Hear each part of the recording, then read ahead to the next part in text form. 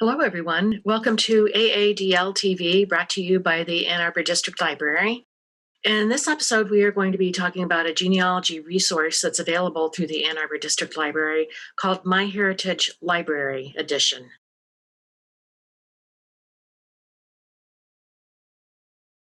MyHeritage Library Edition is a genealogy database that can be accessed from home through Michigan eLibrary, or what you might know of as MEL. And this is a resource that's always available to you from home. We recently did an episode on Ancestry Library Edition, which generally you have to be at the library to use. And during the pandemic, it's available. Ancestry Library Edition is available for use at home, but only during the pandemic. But MyHeritage Library Edition is always accessible from home. There are tons and tons of databases and records and resources that are available in MyHeritage Library Edition. And here are just some of the examples of the, literally billions of records that are available to you through MyHeritage Library Edition. And here's another look at some of the records that you can find on MyHeritage Library Edition: military records, naturalization records, citizenship records, etc. So it's really quite an overwhelming, very comprehensive database. 98% of the records that you could access if you had a subscription to MyHeritage are available to you for free through the MyHeritage Library Edition.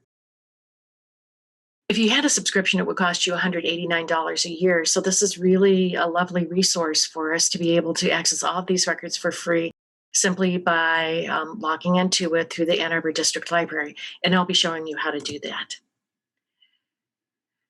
So you can't use Ancestry Library Edition to actually build a family tree or connect with other members of MyHeritage. But what I'm going to be showing you is that you can set up your own MyHeritage free account, and you can use that to build a family tree in MyHeritage in your free account. And you can use that in conjunction with the MyHeritage Library Edition database that we're going to be talking about today. So like Ancestry, MyHeritage provides several genealogy services. They provide a genealogy resource for research. So this would be your census records, your naturalization records, et cetera, that we were just looking at a few screens earlier. They also have an online family tree platform. And then MyHeritage also does DNA testing for genealogy. We'll be focusing on the genealogy research resources, which is what MyHeritage Library Edition is. And we'll also be using the separate MyHeritage family tree platform. So these are the two resources that we're going to focus on today. We won't be talking about MyHeritage DNA testing, but we'll be talking about MyHeritage Library Edition and how you can use that in conjunction with building a family tree. So let's talk about, how do you get into MyHeritage Library Edition? How do you access it? Well, you access it through the Ann Arbor District Library website. And so what you would do is you would go into the website and you would log in to the Ann Arbor District Library, and then you would go down to databases. And in the databases, what you want to select is the genealogy databases. And from there, you can click on MyHeritage, and you can get right into MyHeritage Library Edition. And it will ask you for your login credentials again once you click on this. So you do need to be an Ann Arbor District Library cardholder, and this is offered through many, many other libraries throughout the country. This is what the screen looks like when you get into MyHeritage Library Edition. And on the right, I've blown up just some of the categories that you could search in. You could search for people who have family trees with somebody that you might be interested in, or you can search in birth, marriage, and death records. You can search for photos, etc. So now I'm going to segue over and talk about setting up a free account and building a family tree on MyHeritage. So this is separate from the MyHeritage Library Edition. Now we're going to be using a separate resource of MyHeritage, which will enable us to build a family tree as we look up records on MyHeritage Library Edition. So after we set up a free account, we go and click on Family Tree, and we can either create a new family tree, or if you're already using family tree software, you can import a GEDCOM. So if you wanted to import a GEDCOM, you would click on Import a GEDCOM, and then you would browse to where that file is, where the backup is of the software that you've been using that you want to use to create a family tree on MyHeritage Library Edition. So for our purposes today, we're going to create a whole new family tree. So we're going to click on Family Tree, and underneath that, we're going to click on Manage Trees, and then we're going to add a family tree. And this is the screen that you get after you click on I want to create a family tree. So it's going to ask you for some very basic information about how do you want this family tree to be started. So today, for example, who we're going to use is Sparky Anderson. Sparky Anderson was the manager of the Cincinnati Reds during the Big Red Machine era. And then he came up and he joined the Detroit Tigers, and he was a Detroit Tigers manager for 16 years.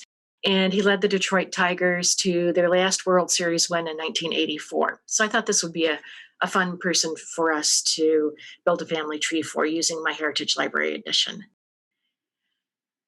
I often start my research, if it's somebody that I don't know anything about, I often start it by doing a very simple Google search. And my very simple Google search is simply the person's name in quotation marks so that Google will look exactly for that. And then after that, I put obit. I don't even have to spell out obituary. I just put obit. And so that's what I'm going to do with Sparky Anderson. And basically, if you're doing a family tree for your family, what I'm doing here through Google is what you would probably do by looking through documents that you already have, talking to family members, et cetera, so that you can gather just some very basic information so that you can get started with your family tree. So here are the results that we get for Sparky Anderson's obituary, and several of them. So let's pull one of these up and see what information, because we're just looking for some basic information. We're looking for birth information. When was he born? Where was he born? Who were his parents? That type of information. And so we learned from this that he was born on February 22nd, 1934, and he died on November 4th, 2010.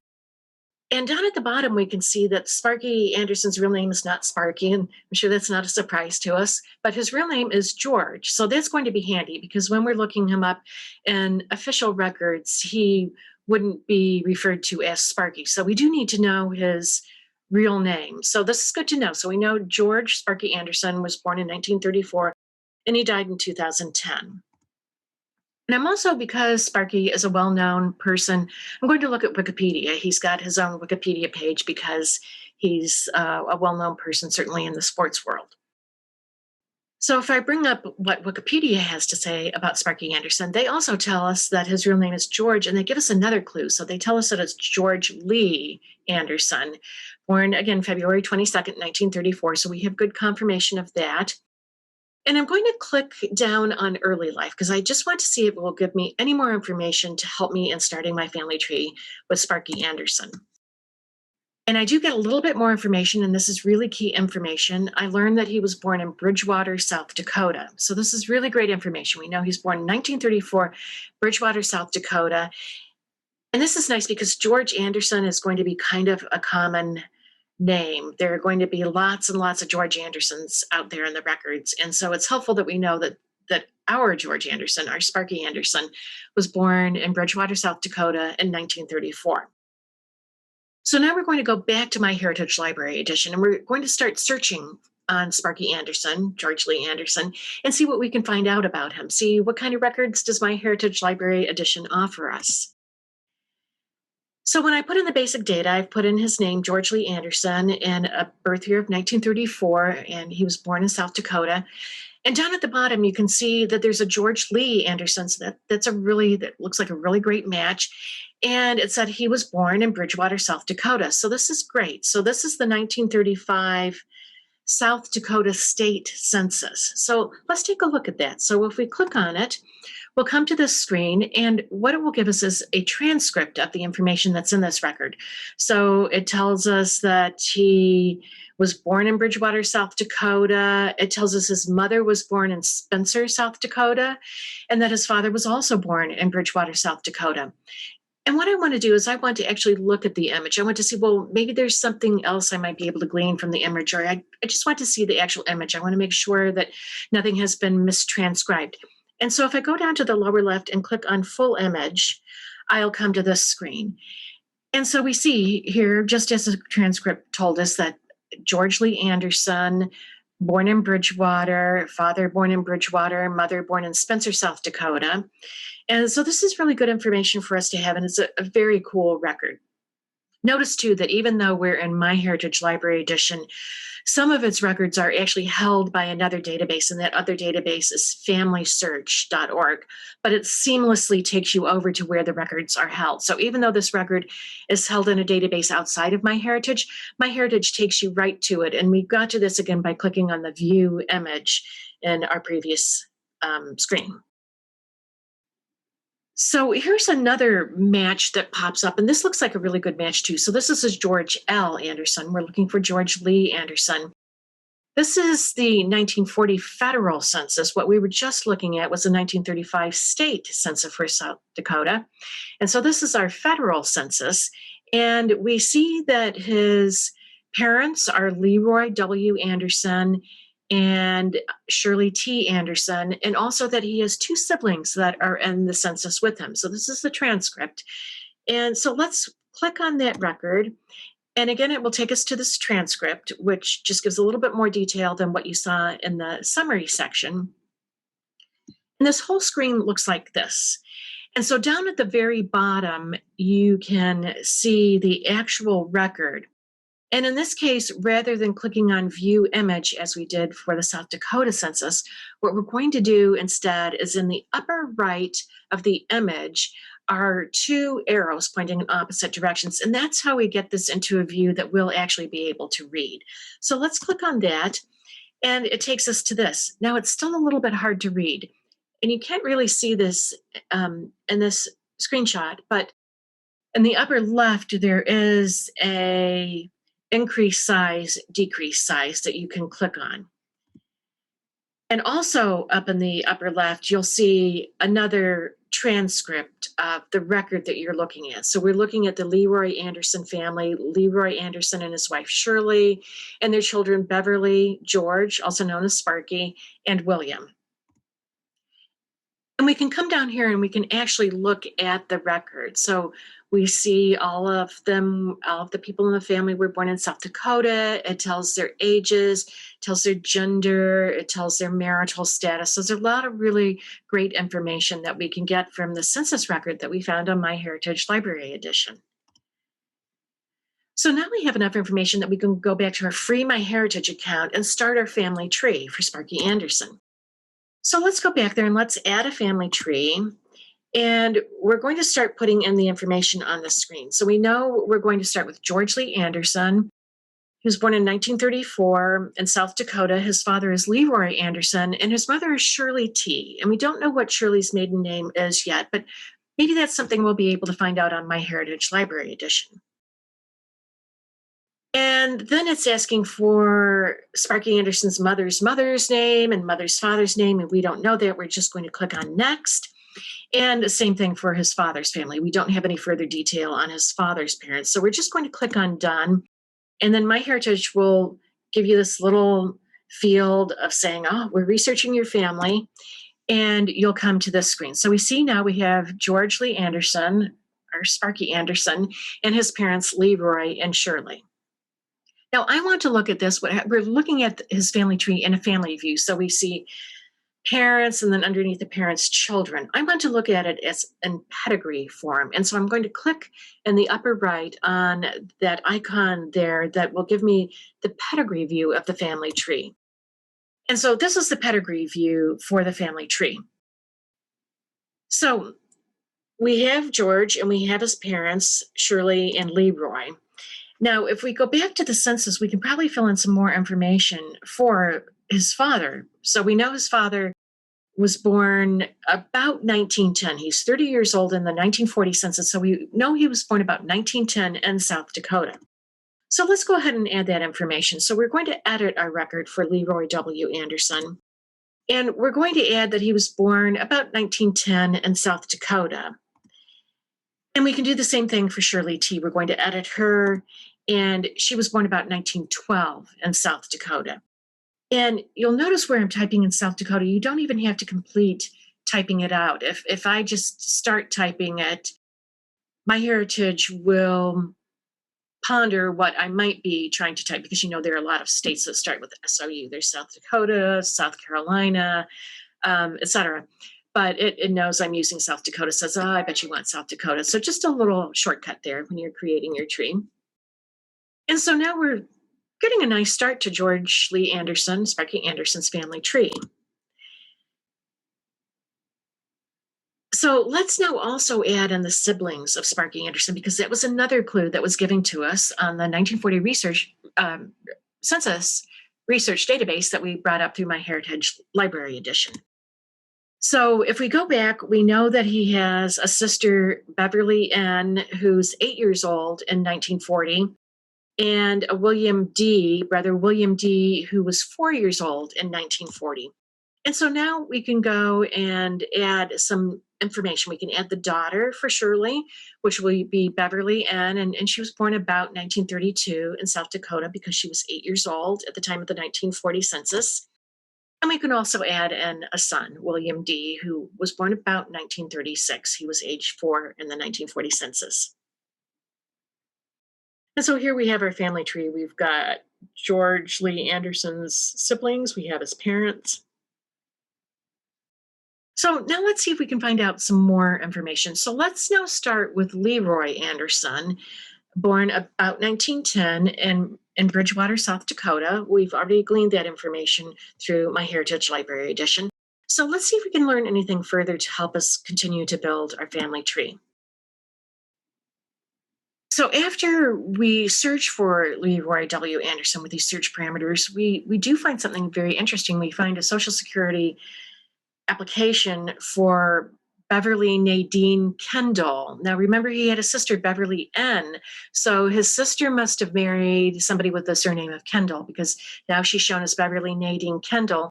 And she's shown as the daughter of Leroy W. Anderson and Shirley T. McDaniel. So now we get another piece of information for our family tree. We now know that Sparky Anderson's mother's maiden name is McDaniel. So that's a really great piece of information to help us continue to build the tree for Sparky Anderson. And so now we can also search for Shirley T. McDaniel, and we know that she was born in 1912 in South Dakota.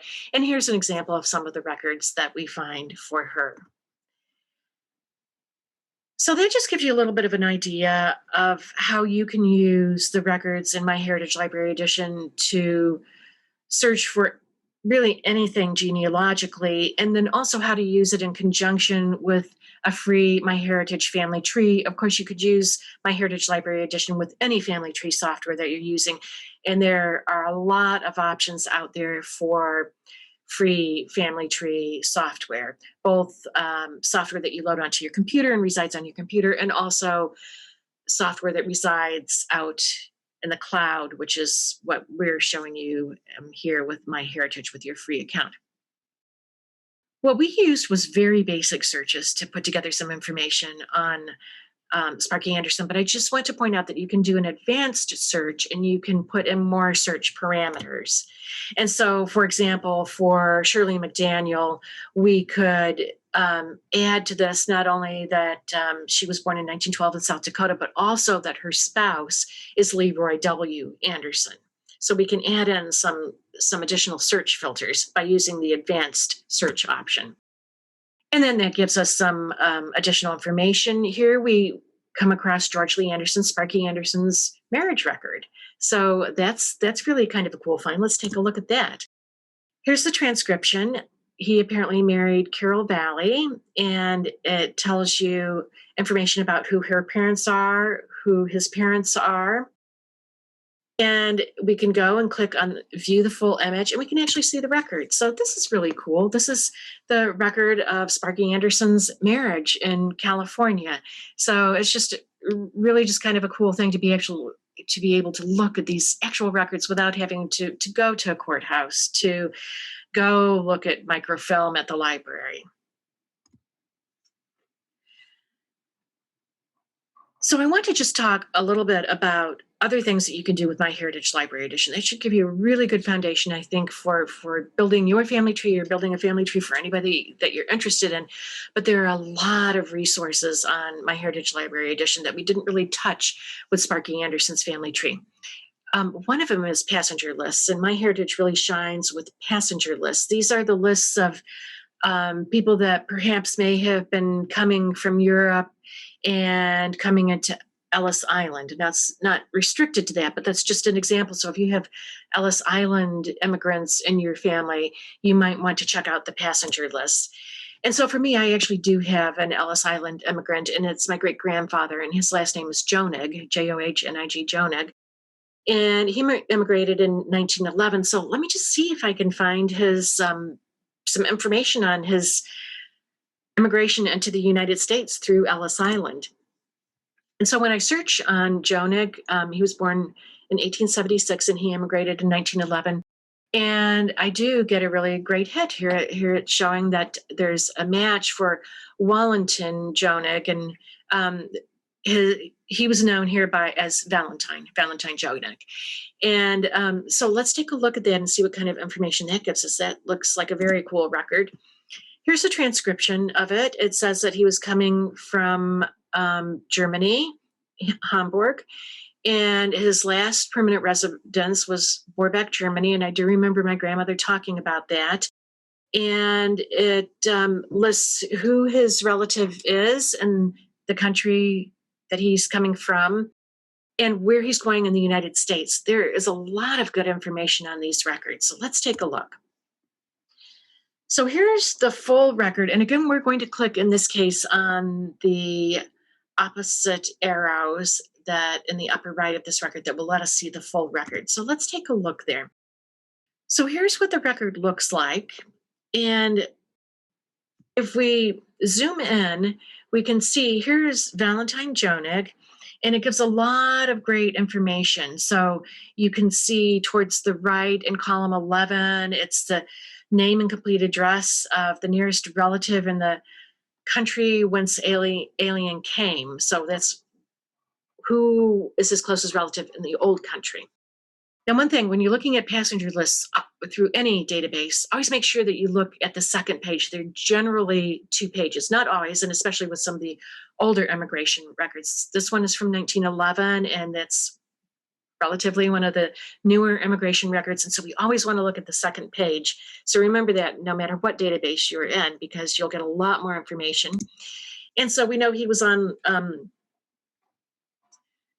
near the top on line 3. And so we can see where it says he's going. Where is he going and who is he going to be living with? So it's just really great information. And it's wonderful to see this original record that's over 100 years old. So it's just something very cool that you can do. And again, MyHeritage really shines with the passenger lists. You can also browse the collection catalog. And if you do that, here's just an example of just all the different categories that you can look at. And I'm going to give you a blow up of that. We have census lists, we have birth, marriage, death, we have directories, etc. So there's really just a wealth of information that you can access from home, from the comfort of your own couch with your own computer. And it's always that way. You just have to have your Ann Arbor District Library login, and you go, and all these records are at your fingertip. Thank you for joining me.